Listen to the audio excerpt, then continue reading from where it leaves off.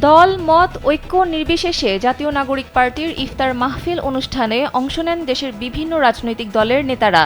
সেখানে আরও উপস্থিত ছিলেন জাতীয় নাগরিক পার্টির আহ্বায়ক নাহিদ ইসলাম এবং জামায়াতের আমির ডাক্তার শফিকুর রহমান।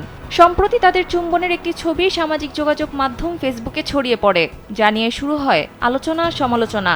অনেকেই ছবিটি শেয়ার করে নেতিবাচক মন্তব্য করতে থাকেন, আবার অনেকেই বিষয়টি ভুয়া বলে গুজব ছড়াতে নিষেধ করেন। ভারতে নির্বাসিত আলোচিত লেখিকা তাসলিমা নাসরিন তার ফেসবুক পেজ থেকে চুম্বনের ছবিটি পোস্ট করেন। তবে ছবির দৃশ্যটি এআই ব্যবহার করে তৈরি করা হয়েছে বলে রিউমার স্ক্যানার বাংলাদেশ গ্রুপ থেকে দাবি করা হয়েছে।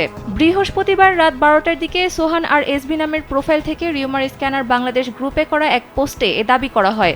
দেশ জুড়ে তোলপাড় ওয়ালটন ফ্রিজ কিনে আপনিও হয়ে যেতে পারেন মিলেনিয়ার।